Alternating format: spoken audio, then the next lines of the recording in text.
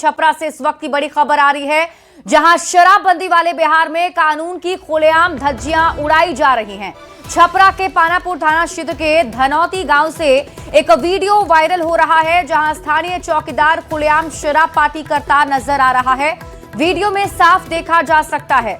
हम आपको वो वीडियो भी दिखाएंगे, लेकिन उससे पहले आपको बता दें कि पानापुर का ये वीडियो बताया जा रहा है। हालांकि न्यूज़ 18 इस वीडियो की पुष्टि नहीं करता, लेकिन तस्वीरें आप देखिए। इस वीडियो में देखा जा सकता है कि चौकीदार भागवत राय कथित रूप से शराब के नशे में है। हालांकि न्यूज़ 18 इस वीडियो की पुष्टि नहीं करता है, लेकिन ये तस्वीर कई सवाल जरूर खड़े करते हैं। न्यूज़ 18 संवाददाता संतोष गुप्ता अधिक जानकारी के साथ जुड़ गए हैं। संतोष, कब का ये वीडियो बताया जा रहा है और क्या अब तक इस वीडियो पर कुछ संज्ञान लिया गया? जी देखिए, पुलिस अधिकारियों से हमारी बात हुई। उन्होंने कहा है कि वीडियो वायरल की जानकारी मिली है और इसकी जांच कराई जाएगी। जो वीडियो है उसमें स्पष्ट तौर पर देखा जा रहा है कि एक व्यक्ति शराब पी रहा है और उसके हाथ में शराब का पैकेट भी है, लेकिन जो तस्वीरें है उससे देख के लग रहा है कि ठंडे के मौसम का ये वीडियो है, यानी वीडियो पुराना है, ये तो स्पष्ट हो रहा है। और इस वीडियो की जांच के आदेश दे दिए गए हैं। जांच होने के बाद ये स्पष्ट हो पाएगा कि वास्तव में मामला क्या है। लेकिन कहीं ना कहीं अगर ये चौकीदार वास्तव में जो चौकीदार भागीरथ राय जो बताया जा रहा है पानापुर थाना क्षेत्र के धनौती गाँव का चौकीदार जो है, उसका दावा किया जा रहा है कि वीडियो में दिख रहा शख्स चौकीदार, अगर ये चौकीदार वास्तव में है और ये शराब का सेवन कर रहा है तो पुलिस ने कहा कि बिल्कुल उसके ऊपर कार्रवाई की जाएगी, क्योंकि बिहार में पूर्ण शराबबंदी लागू है और तमाम जो पुलिसकर्मी है या भी जो भी सरकारी अधिकारी वो एक शपथ पत्र देते हैं कि वो ना शराब का सेवन करेंगे और ना किसी को शराब पीने देंगे। लेकिन यहाँ पे आप देख सकते हैं कि जो हैरानी की बात तो ये है कि चौकीदारों की जिम्मेदारी तय की गई है। अगर कहीं शराब बिक रही है अवैध रूप से तो उसकी जानकारी थानेदार को देनी है और वो खुद ही शराब का सेवन कर रहे हैं। जी बिल्कुल। हाल के दिनों में ऐसे कई मामले सामने आए जब चौकीदारों के ऊपर शराब बंदी कानून को लेकर गाज गिरी है। कई जगह चौकीदार शराब बेचते पकड़े गए हैं, कई जगह शराब पीते हुए पकड़े गए हैं। तो चौकीदारों की भूमिका शुरू से ही संदेह के दायरे में रही है, क्योंकि जब शराबबंदी कानून लागू हुआ था बिहार में, उस वक्त ये दावा किया गया था कि किसी भी गाँव में शराब नहीं बिकेगी। लेकिन हालात काफी बिगड़ गए। उसके बाद छपरा में ही अकेले आप देखें कई शराब कांड हो चुके हैं, कई लोगों की मौत हो चुकी है, कई चौकीदार सस्पेंड भी किए जा चुके हैं। ऐसे में ये वीडियो जब सामने आया है तो पुलिस ने इस मामले में संज्ञान ले लिया है और एसएसपी ने कहा है कि इस मामले की जांच कराई जाएगी और जांच के बाद जो भी दोषी पाए जाएंगे उस पर कार्रवाई की जाएगी। हालांकि वीडियो की सत्यता की पुष्टि अभी तक नहीं हो सकी है और सत्यता की पुष्टि के बाद ही एसएसपी ने कहा है कि कार्रवाई की जाएगी। लेकिन वीडियो में जो शख्स दिख रहा है, दावा किया जा रहा है कि वो पानापुर के धनौती गाँव का चौकीदार है। जी ठीक है संतोष, आप इस खबर पर नजर बनाकर रखिए। शुक्रिया इस अपडेट के लिए। बढ़ते हैं आगे और बड़ी खबर आपको मोतिहारी से बताते हैं। मोतिहारी के चकिया से बड़ी खबर सामने आ रही है, जहां बिजली विभाग के एक कर्मी की करंट लगने से दर्दनाक मौत हो गई। जानकारी के मुताबिक बाईपास के पास बिजली मरम्मत कार्य के दौरान एक कर्मी पोल पर चढ़ा हुआ था और इसी दौरान अचानक करंट की चपेट में आ गया, जिससे मौके पर ही उसकी मौत हो गई। मृतक बिजली विभाग में मानव बल के रूप में काम कर रहा था। वहीं हादसे के बाद मृतक के परिवार में कोहराम मचा है। परिजनों का रो रो कर बुरा हाल है। स्थानीय लोगों का कहना है कि सुरक्षा मानकों की अनदेखी के चलते इस तरह की घटनाएं हो रही हैं।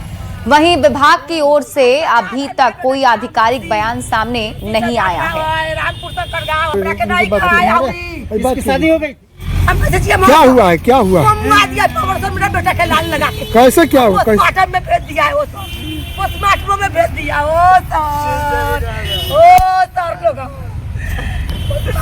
इसमें कई सारे सवाल हैं जो उठ रहे हैं और ये सवाल न्यूज़ 18 भी पूछ रहा है कि कर्मी को सुरक्षा उपकरण आखिर क्यों नहीं दिए गए। सवाल ये, अधिकारियों को सुरक्षा मानकों का ज्ञान नहीं है और सवाल तो ये भी उठ रहे हैं कि अधिकारियों की नजर में किसी की जान की कोई कीमत नहीं, क्योंकि यहाँ पर सुरक्षा मानकों की अनदेखी की गई है। लापरवाह ठेकेदार और अधिकारियों पर कार्रवाई कब होगी और सवाल ये कि कब तक लापरवाही के चलते ऐसे ही जान जाती रहेगी।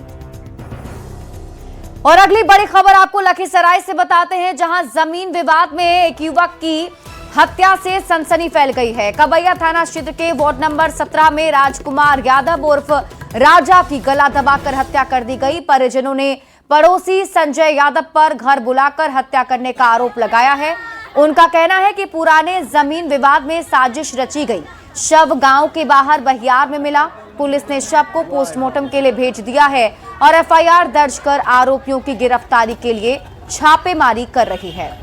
झूठ जमीन है भाई कि हम काम क्रिया किए थे, उसमें हम रह रहे थे। 8 साल हुआ है और उसके बाद तखने कोई कारोबार नहीं किया। अभी जो हमारा भाई से लड़ाई झगड़ा हुआ, बेटी की गर्भवती था, उसको भी मारपीट किया, बच्चा मर गया। और उसके बाद पुलिस थाना गया तो हमरे भीतर कर दिया दियो बाप उठ के। और उसके बाद जो हमको फिर एक बेटा को मार दिया। 10 बजे ठेला पर हमारा बेटा सुतल है। 10 बजे उठा के 11 बजे लग गया संजय यादव, वो अपना बंगला में ढुकाया है।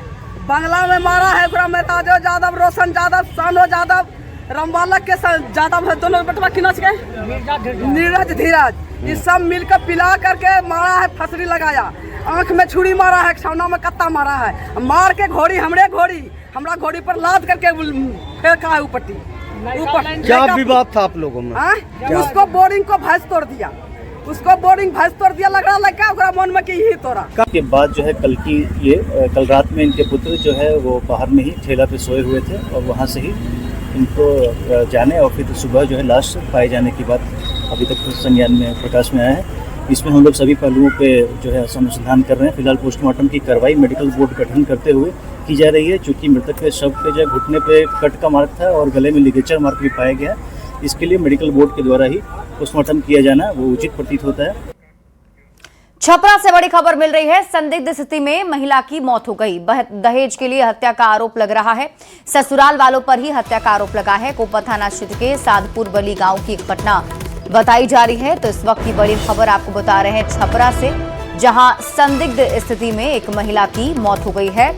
आरोप है दहेज के लिए हत्या की गई होगी।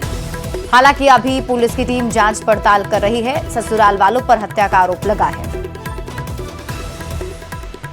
4 बजे सुबह में फोन आया कि आपका लड़की का खत्म हो गई है, हम क्या करें। हम आ रहे हैं, कैसे खत्म हो गई, क्या हुआ था। तो हम लोग आए तो देखे कोई यहाँ नहीं है और ओढ़ा कर सुता दिया गया था, आँखें हमारी उठा दिया गया था। यहाँ पे एक ठो बच्चा भी नहीं है। बेगूसराय से बड़ी खबर मिल रही है, जहां 2 ट्रकों की भीषण टक्कर हो गई। इस हादसे में दोनों ड्राइवर की मौत हो गई है। श्री कृष्णा सेतु पर हादसा हुआ है। ट्रक के अंदर ड्राइवर फंसे हैं। घंटों मशक्कत के बाद शव को बाहर निकाला गया। जेसीबी से शवों को बाहर निकाला गया है। ओवरटेक की वजह से हादसे की आशंका जताई जा रही है। सब पोस्टमार्टम के लिए भेज दिया गया है और पुलिस जांच पड़ताल में जुटी हुई है। उनको वहाँ से फोन आया कि मतलब 2 गाड़ी में टक्कर हो गया। हाँ, बहनोई जो था वो साला जो था वो एक्सीडेंट पे डेथ कर गया। मतलब 2 गाड़ी में टक्कर हुआ? गाड़ी दोनों 10 चक्का के, दोनों ड्राइवर मर गया? दोनों ड्राइवर मर गया। कहाँ के रहने वाले थे आपके वो? मेरा बहनोई जो है से यहाँ का है रहने वाला, थोड़ा ही बखड्डा का। क्या नाम था उसका? सत्यम कुमार। और इस बीच रुक कर लेते हैं बड़ी खबर की ओर। बिहार में सीएम हाउस का दायरा और बढ़ा है। भवन निर्माण विभाग की ओर से नोटिफिकेशन जारी कर दिया गया है। सीएम हाउस को 5 देश रत्न मार्ग तक विस्तारित किया गया। और आपको बता दें कि 5 देश रत्न मार्ग वो आवास है जो डिप्टी सीएम के रूप में सम्राट चौधरी को मिला था, उसे अब सीएम हाउस का ही हिस्सा बनाया गया है। फिलहाल अस्थायी तौर पर इसे सीएम हाउस का हिस्सा बनाया गया है और अगले नोटिफिकेशन तक ये सीएम हाउस का हिस्सा रहेगा। 5 देश रत्न मार्ग सीएम हाउस से सटा हुआ है, जिसे डिप्टी सीएम के लिए आरक्षित किया गया था। बिहार के भवन निर्माण विभाग ने एक महत्वपूर्ण नोटिफिकेशन जारी किया है जो बेहद महत्वपूर्ण माना जा रहा है। और ये नोटिफिकेशन है एक अन्य मार्ग, जहां पे मुख्यमंत्री के नाते इस भवन को अलॉट किया जाता है जो फिलहाल खाली है और इसमें मरम्मत के कार्य चल रहे हैं। चूंकि इसमें 20 सालों से पूर्व मुख्यमंत्री नीतीश कुमार मुख्यमंत्री के नाते रहते थे, लेकिन अब उन्होंने मुख्यमंत्री से इस्तीफा दे दिया है। अब बिहार के मुख्यमंत्री सम्राट चौधरी बन चुके हैं, लेकिन जो फिलहाल 5 देश रत्न मार्ग में रहते हैं, जब वो बिहार के डिप्टी सीएम थे उस वक्त डिप्टी सीएम के तौर पे 5 देश रत्न मार्ग उनको अलॉट किया गया था। लेकिन अब वो मुख्यमंत्री बन गए, बावजूद इसके भी 5 देश रत्न मार्ग में ही रहते हैं। लेकिन जो नया नोटिफिकेशन जारी किया है उसके हिसाब से 5 देश रत्न मार्ग जो बंगला है वो अब आधिकारिक तौर पर एक अन्य मार्ग का विस्तारित अंग माना जाएगा। यानी कि अब एक अन्य मार्ग और 5 देश रत्न मार्ग एक ही विस्तारित अंग का हिस्सा बन गया है। और जाहिर तौर पर जो वजह बताई जा रही है कि चूंकि एक अन्य मार्ग में अभी निर्माण कार्य चल रहे हैं और कई सारे कार्य चल रहे हैं, जब तक वर्तमान मुख्यमंत्री सम्राट चौधरी इसमें आके नहीं रहते हैं मुख्यमंत्री के तौर पे, तब तक इसमें निर्माण कार्य चल रहा है। जब पूरा हो जाएगा उसके बाद यहाँ पे सम्राट चौधरी मुख्यमंत्री के नाते आएंगे। तो फिलहाल तब तक दोनों को विस्तारित अंग बना दिया गया है, यानी कि एक अन्य मार्ग और 5 देशरथ मार्ग आपस में जोड़ दिया गया है। लेकिन ये फैसला अस्थायी तौर पर अभी जारी किया गया है, जब तक सम्राट चौधरी मुख्यमंत्री के नाते एक अन्य मार्ग में शिफ्ट नहीं कर जाते। कैमरामैन मनीष जुनेजा के साथ आनंद अमृतराज, न्यूज 18 नेटवर्क, पटना। बड़ी खबर आपको भागलपुर से बताते हैं, जहां विक्रमशिला पुल का हिस्सा गिरने के मामले में अब एक्शन भी शुरू हो गया है। सीएम की बैठक के बाद इंडियन आर्मी की इंजीनियरिंग टीम कमांडिंग ऑफिसर समर्थ गुप्ता के नेतृत्व में भागलपुर पहुंची है। वहीं अधिकारियों और एसडीआरएफ की टीम ने निरीक्षण किया है। इस दौरान टूटे हिस्से का असेसमेंट किया गया, जिसके बाद प्लानिंग की जाएगी किस आधार पर इसका मरम्मत किया जाए। स्टील या फिर कंक्रीट के जरिए इसे फिर से आवागमन के लिए चालू करने को लेकर काम किया जाएगा और इसकी रणनीति तैयार की जा रही है। तस्वीरें आपको दिखा रहे हैं, देखिए ये भागलपुर का वो पुल है जिसका एक हिस्सा टूट गया है। विक्रमशिला सेतु का एक हिस्सा क्षतिग्रस्त हो गया है, जिसके बाद से अब यहां पर जांच पड़ताल की जा रही है। निरीक्षण टीम मौके पर पहुंची है और अब ये तय किया जा रहा है कि कैसे इसका मरम्मत किया जाना है। अधिकारी और एसडीआरएफ के साथ ये चर्चा चल रही है कि कैसे विक्रमशिला पुल के क्षतिग्रस्त हिस्से की मरम्मत की जाए, कंक्रीट से की जाए या कुछ और इसमें तकनीक का इस्तेमाल किया जा सकता है, जिसके बाद आवागमन जो है यहाँ सुचारू रूप से शुरू हो सके। दरअसल आपको बता दें, ये भागलपुर में लाइफ लाइन जो है भागलपुर वालों के लिए माना जाता है, क्योंकि इससे काफी अच्छी कनेक्टिविटी लोगों की होती है। ऐसे में अब जब ये पुल का हिस्सा क्षतिग्रस्त हो गया है तो आवागमन पूरी तरह से प्रभावित हो गया है। अब लोग जल्द से जल्द इसकी मरम्मत की गुहार लगा रहे हैं। हालांकि सरकार की नजर इस पर बनी हुई है और यही वजह है कि सेना की टीम ने मौके पर पहुंचकर निरीक्षण किया है। जो तस्वीर हम आपको दिखा रहे हैं, के उसी स्थल पर जहां पर पुल हादसा हुआ था और 4 तारीख की रात जो है यहीं पर एक स्लैब जो है 2 पिलरों के बीच जो है ध्वस्त हो चुका था, जिसके बाद से लगातार जो है यहाँ पर इंजीनियरों की टीम भी लगातार दौरा कर रही है। और आप अभी देख सकते हैं कि इंडियन आर्मी की जो इंजीनियरिंग विभाग की टीम है वो भागलपुर पहुँच चुकी है। समर्थ गुप्ता जो है इंजीनियरिंग टीम के जो हेड हैं जो यहाँ पर आए हुए हैं और सीओ जो हैं वो जो है लगातार जो है पुल के नीचे से भी जो है एसडीआरएफ की टीम के साथ जो है स्थल का निरीक्षण किया है। वहीं इस पुल को कितनी जल्दी बनाया जा सके इसको लेकर जो है कवायद अब शुरू कर दी गई है। अधिकारियों के साथ भी बैठक की जा रही है और रणनीति बनाई जा रही किस प्रकार से इस पुल को जो है जल्द से जल्द चालू किया जा सके। आशीष रंजन, न्यूज 18 भागलपुर। तो 7 मई को सम्राट कैबिनेट का विस्तार होने जा रहा है और इस नई कैबिनेट में पुराने फॉर्मूले के तहत एलजेपी रामविलास को 2 मंत्री पद दिए जाएंगे। चिराग पासवान ने कहा है कि फॉर्मूले में बदलाव का कोई कारण नहीं है। जो फॉर्मूला पिछली बार था उसमें बदलाव के कोई कारण मुझे दिखाई नहीं देते। हम लोगों ने पिछली बार जिस तरीके से, हाँ इतना जरूर है कि जदयू और भाजपा के कोटे से कुछ मंत्रियों की शपथ लेना बाकी रह गया था, संभवतः इस बार वो भी पूरा कर लिया जाएगा। तो देखिए, चिराग पासवान की तरफ से बयान दिया गया है। दरअसल संभावित मंत्रिमंडल फॉर्मूले को लेकर के अब बातचीत जो है वो चल रही है।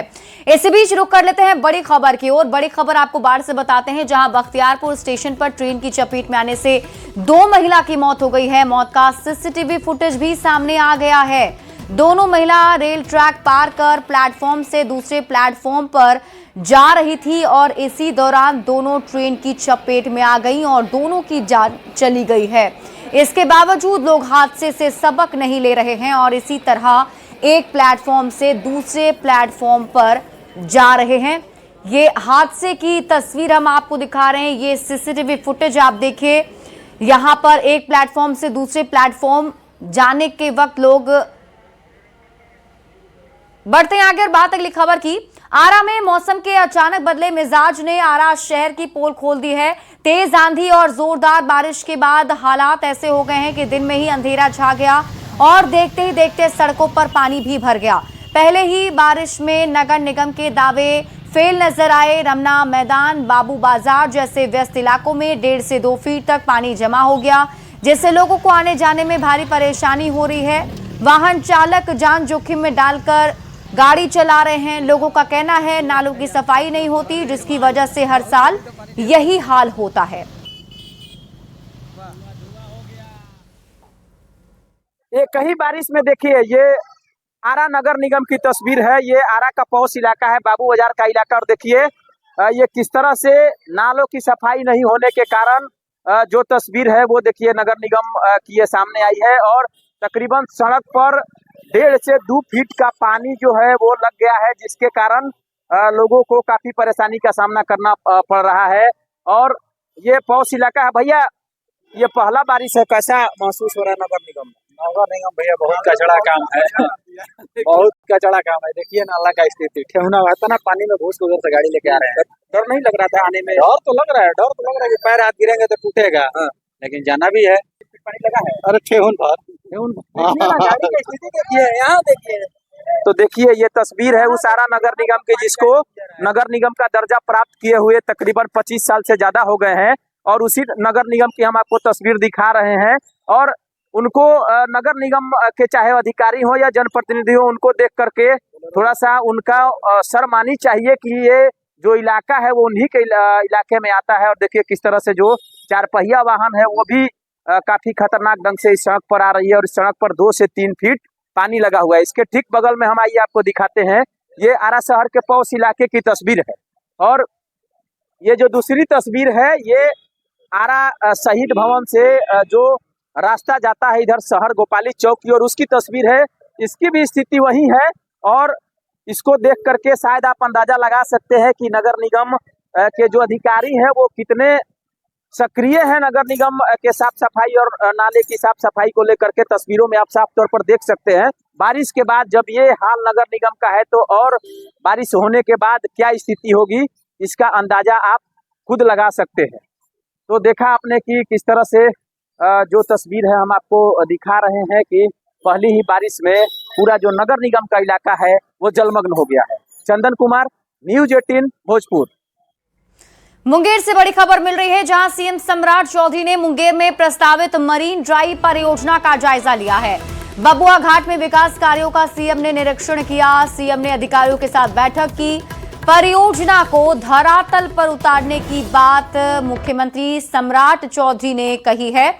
ये तस्वीर हम आपको उस बैठक की दिखा रहे हैं। प्रस्तावित मरीन ड्राइव का जायजा मुख्यमंत्री सम्राट चौधरी ने लिया है।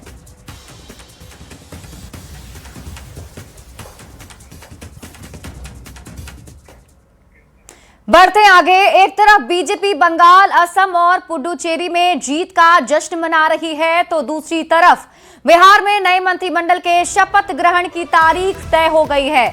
7 मई यानी आज से ठीक 2 दिन बाद गुरुवार को सम्राट कैबिनेट का विस्तार होने जा रहा है। और पटना के गांधी मैदान में इसको लेकर भव्य तैयारी भी शुरू हो चुकी है। एक तरफ जहां गांधी मैदान में बड़ी तैयारी की जा रही है, तो वहीं पटना बीजेपी दफ्तर में अब से कुछ देर पहले पार्टी नेताओं की बड़ी बैठक हुई। प्रदेश अध्यक्ष संजय सरावगी की अध्यक्षता में हुई इस बैठक में संगठन महामंत्री भीखू भाई दलसानिया मौजूद रहे। इस बैठक में शपथ ग्रहण समारोह को लेकर कई तरह की रणनीति बनाई गई है। 3 तस्वीरें आपको दिखा रहे हैं, जिसमें आप देखें अब 7 मई को कैबिनेट विस्तार होना है और उसे लेकर तैयारियां किस तरीके से चल रही है वो आप देख सकते हैं। बिहार बीजेपी ऑफिस में भी ये तैयारियां शुरू हो गई हैं। गांधी मैदान में बड़ी तैयारी, भव्य तैयारी की जानी है। और बीजेपी दफ्तर में ये महा बैठक की गई, जिसमें रणनीति तैयार हुई है कि किस तरीके से गांधी मैदान में कैबिनेट विस्तार होगा। 7 मई को होने वाले शपथ ग्रहण समारोह को लेकर तैयारियां तेज कर दी गई है। गांधी मैदान में तैयारी शुरू भी हो गई। वहीं आम लोगों की परेशानी जो है वो ज्यादा ना बढ़े, इसके लिए रूट को डाइवर्ट किया जा रहा है। साथ ही गांधी मैदान में वीआईपी और लोगों को जाने के लिए अलग द्वार बनाए जा रहे हैं। कई जगहों पर पार्किंग की व्यवस्था की गई है। पटना के ट्रैफिक डीएसपी ने बताया कि वीआईपी गांधी मैदान में 4 नंबर गेट से प्रवेश करेंगे। आम लोगों के लिए 6 और 7 नंबर गेट से प्रवेश की अनुमति दी गई है। गांधी मैदान में शपथ ग्रहण समारोह की जो है वो तैयारी है और मंत्रिमंडल विस्तार के बाद यहाँ पे 7 तारीख को यहाँ पे शपथ ग्रहण होना है और इसे लेकर के बड़ी तैयारी हो रही है। लेकिन सबसे बड़ी चैलेंज जो है वो यातायात की है, रूट को लेकर के जो है वो हो गए, क्योंकि प्रधानमंत्री के साथ साथ गृह मंत्री तमाम लोग शामिल होंगे। हमारे साथ जो ट्रैफिक के जो डीएसपी है अनिल जी, वो हमारे साथ हैं। सर, ये जो बड़ा कार्यक्रम हो रहा है इसे लेकर के ट्रैफिक को लेकर के कैसी व्यवस्था है? खास करके जो गांधी मैदान का चारों तरफ का एरिया है, जिनके पास रहेंगे, जो गांधी मैदान में जिनकी पार्किंग की व्यवस्था है, उन वाहनों की आने की अनुमति होगी। बाकी जो वाहन है उनके लिए डाइवर्जन प्लान बनाया गया है, जो डाक बंगला से भट्टाचार्य होकर रास्ते जा सकते हैं, चाहे मेरीन ड्राइव गंगा पथ वाला जो रास्ता है उससे पीएमसीएच की तरफ, चाहे जो भी पूरब की दिशा में कहीं भी जा सकते हैं, उन पर कोई रोक नहीं है। ऐसे खास करके हम लोग जो डाइवर्जन प्लान है, डाक बंगला का एरिया हो गया, भट्टाचार्य एरिया हो गया, पुलिस लाइन वाला एरिया हो गया, बाकरगंज साइड का एरिया हो गया, ठाकुरबाड़ी तरफ, जो बीएन कॉलेज का एरिया हुआ, उन जगहों से जो आम नागरिक के वाहन हैं जिसके चलते काफ़ी दबाव बढ़ जाएगा, उसको हम लोग डाइवर्जन प्लान बनाए हैं, उनको आने की अनुमति नहीं होगी। जो फायर के होंगे, एम्बुलेंस के होंगे, चाहे ऐसे भी कोई आदमी बीमार है, किसी वाहन से जा रहे हैं, उनको भी आने जाने में कोई कठिनाई नहीं होगी। पार्किंग खास करके जो गांधी मैदान में है 6 नंबर और 7 नंबर से भी पार्किंग की व्यवस्था की गई है। वीवीआईपी पार्किंग जो 4 नंबर गेट से गांधी मैदान में की गई है।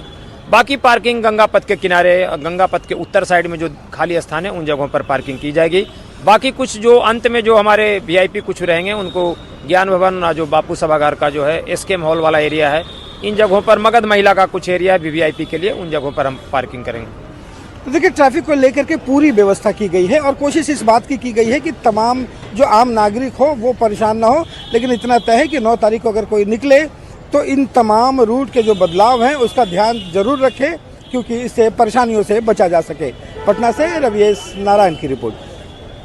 बंगाल में बीजेपी की सरकार बनने पर जेडीयू विधायक जमा खान ने पीएम मोदी को बधाई दी और कहा कि केंद्र सरकार के विकास कार्यों की जीत है। साथ ही गांधी मैदान में मंत्रिमंडल विस्तार को लेकर भी उन्होंने उत्साह दिखाया। जमा खान ने कहा, गांधी मैदान में मंत्रिमंडल विस्तार में पीएम और गृह मंत्री का आना बहुत ही महत्वपूर्ण है। जेडीयू के वरिष्ठ नेता और बिहार सरकार के पूर्व मंत्री जमा खान। जमा जी, बंगाल में एनडीए को शानदार सफलता मिली और उसके बाद बिहार में मंत्रिमंडल का विस्तार हो रहा है, क्या कहेंगे? ये तो मैं जरूर कहूँगा कि एनडीए का काम पूरे देश में हुआ है। जिस प्रदेश में आप देख रहे हैं, जो हम लोग बंगाल के बारे में सुनते थे कि नहीं भाई वहाँ बहुत सारे लोग सरकार नहीं बदलेगी, लेकिन काम की वजह से वहाँ बदलाव हुआ, परिवर्तन हुआ। जो जनता को वहाँ ऐसा माहौल बना कि मुझे काम चाहिए, विकास चाहिए, देश का जो विकास हुआ है या और भी जो स्टेट में रहा है सरकार एनडीए का, वहाँ जो विकास हुआ है उसको देखकर परिवर्तन हुआ है। आने वाले दिनों में भी निश्चित तौर पर एनडीए सरकार वहाँ भी काम करेगी। रहा सवाल बिहार का, तो बिहार के बारे में आप जानते हैं कि नेता नीतीश कुमार का चेहरा बिहार के अंदर तमाम समाज के लोग दिल और दिमाग से मानते हैं। आने वाले दिनों में मुझे लगता है बहुत जल्द मंत्रिमंडल का भी निश्चित तौर पर विस्तार होने जा रहा है। यहाँ भी जो अधूरा कार्य है उसको हमारी एनडीए सरकार पूरा करेगी। ये थे हमारे जेडीयू के वरिष्ठ नेता जमा खान। कैमरामैन मनीष जुनेजा के साथ आनंद अमृतराज, न्यूज 18 नेटवर्क, पटना। खबर आपको पटना से दिखाते हैं, जहां नौबतपुर थाना क्षेत्र में इन दिनों एक कथित ऑडियो वायरल होने के बाद पुलिस की कार्यशैली पर सवाल उठने लगे हैं।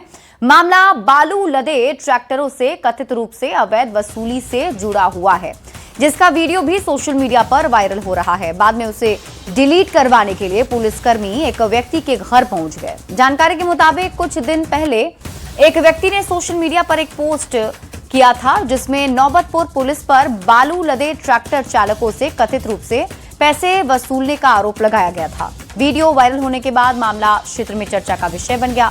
बताया जा रहा है कि वीडियो वायरल होने के कुछ ही समय बाद नौबतपुर थाना की क्विक मोबाइल टीम से जुड़े कुछ पुलिसकर्मी संबंधित व्यक्ति के घर पहुंचे और उससे वीडियो हटाने को कहा। इसी दौरान पुलिसकर्मियों और उस व्यक्ति के बीच हुई बातचीत का ऑडियो किसी ने रिकॉर्ड कर लिया, जो अब सोशल मीडिया पर वायरल हो रहा है। हालांकि न्यूज 18 इसकी पुष्टि नहीं करता है।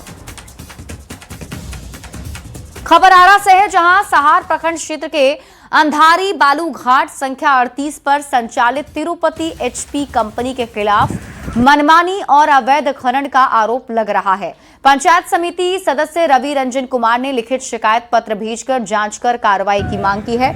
शिकायत में कहा गया है कि खनन विभाग की उदासीनता के कारण कंपनी द्वारा निर्धारित क्षेत्र से बाहर जाकर 20 से 25 फीट गहरे गड्ढे कर बालू का उठाव किया जा रहा है। इससे क्षेत्र में बड़ी दुर्घटना की आशंका बनी हुई है और ग्रामीणों में भय का माहौल है।